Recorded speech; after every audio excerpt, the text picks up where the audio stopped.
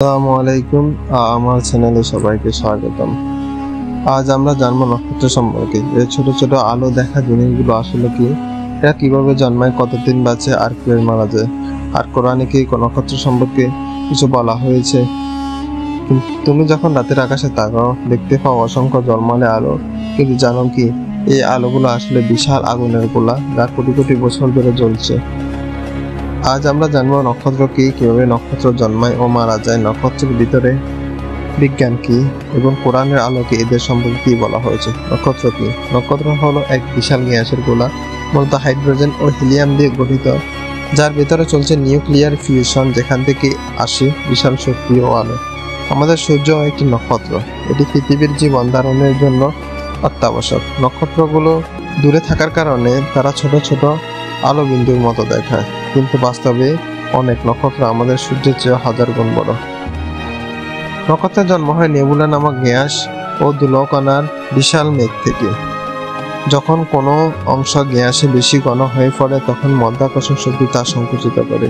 এই সংকোচনের ফলে ভেতরের তাপমাত্রা বেড়ে যায় লক্ষ লক্ষ ডিগ্রিতে। তখনই শুরু হয় নিউক্লিয়ার ফিউশন, যেখানে হাইড্রোজেন পরমাণু একত্রিত হয়, হিলিয়াম পরিণত হয় এবং প্রচুর শক্তি নির্গত করে। এভাবে জন্ম নেয় একটি নতুন নক্ষত্র। নক্ষত্রেরও জীবন রয়েছে।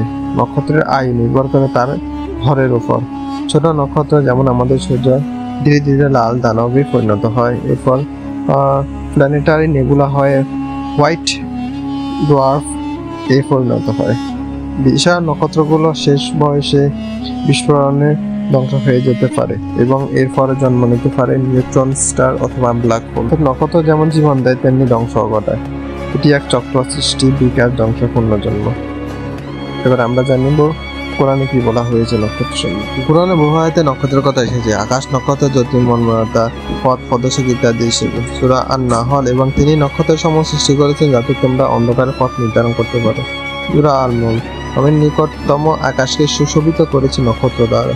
সূরা আল-তাকবীর। যখন সূর্য অন্ধকারে ঢেকে যাবে আর যখন নক্ষত্র জ্বলে পড়বে, এটি নক্ষত্রের মৃত্যুর দিকে ইঙ্গিত করে। এসব আয়াতে আমরা দেখতে পাই আল্লাহ নক্ষত্র সৃষ্টি করেছেন উদ্দেশ্যপূর্ণভাবে, দর্শনীয়তা, সৌন্দর্য, দিক নির্দেশনা এবং কিয়ামতের নির্দেশন হিসেবে। নক্ষত্র আমাদের সৌরজগতের মূল শক্তির উৎস। যেখানে নক্ষত্র নেই সেখানে কোনো আলো নেই, কোনো তাপ নেই, আর নেই কোনো জীবন। নক্ষত্রের মধ্যে গঠিত হয় ভারী মৌল, যেমন কার্বন, অক্সিজেন, আয়রন, যেগুলো ছাড়া মানব দেহ পৃথিবীকরণ সম্ভব হতো না। বিজ্ঞান আমাদের বলে কিভাবে এই নক্ষত্রগুলো কাজ করে, আর কোরআন আমাদের মনে করিয়ে দেয় কেন এসব সৃষ্টি করা হয়েছে। আল্লাহ বলেন, তোমরা কি দেখো না আকাশের দিকে কিভাবে তা সৃষ্টি করা হয়েছে? সূরা গাশিয়া। ইসলাম বলে চিন্তা করো, আর বিজ্ঞান সেই চিন্তা দরজা খুলে দেয়। নক্ষত্র দেখলে আমরা শুধু আলো দেখি না, আমরা দেখি আল্লাহর সৃষ্টির কুদরত, নিয়ম ও পরিকল্পনা।